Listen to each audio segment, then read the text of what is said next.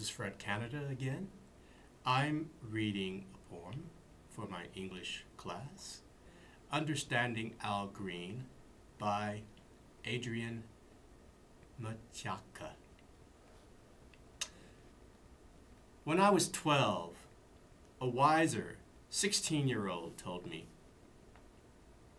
"If you really want that thing, homeboy, you best be bringing Al Green's greatest hits. And if you ain't in the mix by song 5, either she's diking it or you need to reevaluate your sexual orientation." Know what I'm saying? With those words, I was off. Borrowed Al Green in the clutch in search of that thing. Socks pulled up to my neck, gel curl, real tight Hoyer jersey with nothing but regulation, and I knew I was smooth, and I knew I was going to be in the mix by song 5. The whole walk from the ball court, the wise man's words echoed like somebody's mama banging on the door. The panties be slipping off when the woman's hearing Al's voice. Slipping, because Al hits notes mellow like the silk that silk wears. His voice is all hard-working, nighttime things. Not fake breasts, but you and your woman squeezed onto the couch, taking a nap while the aquarium stutters beside you. Nodding off in the drizzly days when you should be at work. The first smoke after a glass of wine, fine wine you know you can't afford.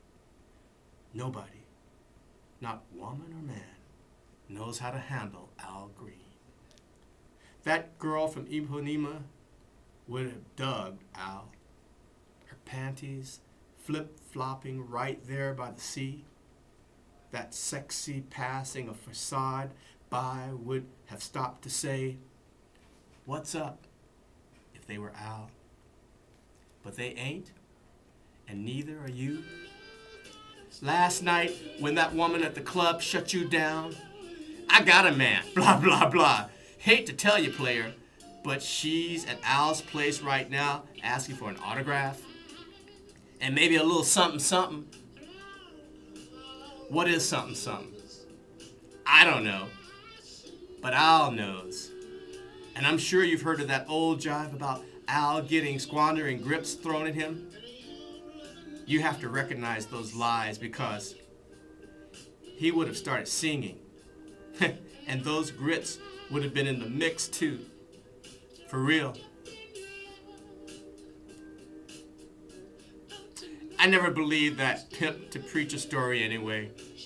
The point is, Al's voice is like G-strings and Afro wigs and trying to be quiet when the parents are home. The point is, Al Green hums better than most people dream.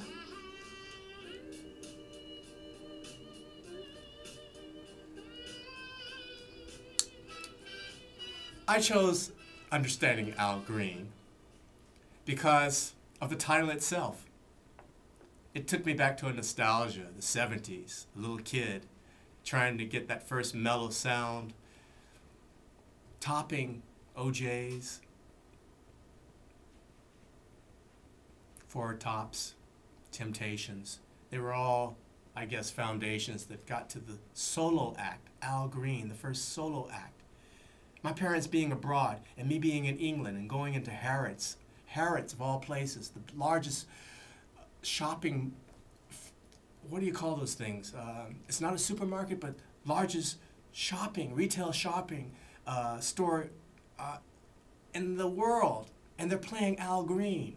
How amazing that was for a 13, 14-year-old to be somewhere abroad in England and hearing nothing but Al Green everywhere you went in London.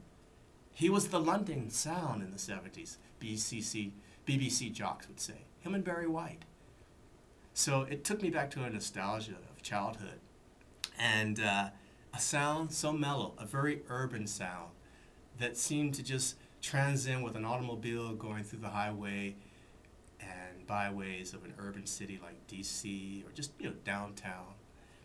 Back to the poem itself, though. I saw one thing that I didn't really like, just one line, where I thought the metering could have been better with, I was going to be in the mix by song 5, the whole walk from the ball court.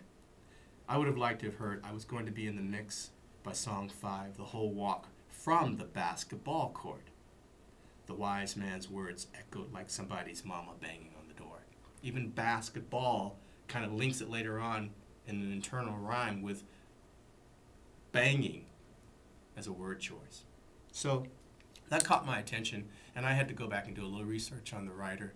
And I feel that he's paying homage to Don Lee.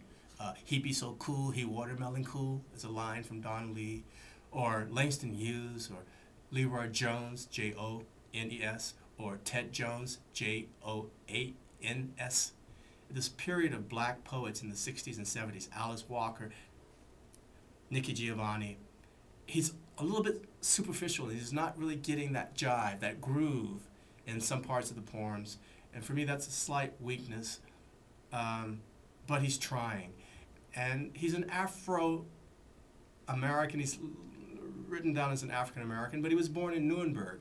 And looking at his profile on the internet, he even has a t-shirt, basketball is beautiful. And I'm going, right there, there's the word you wanted, man, basketball, not ball court, but basketball court.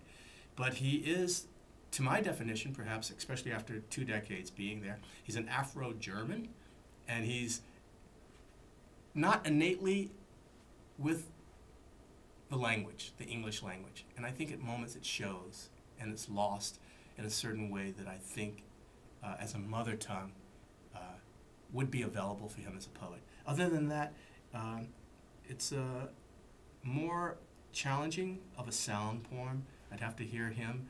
It's a beautiful read, though. Thank you.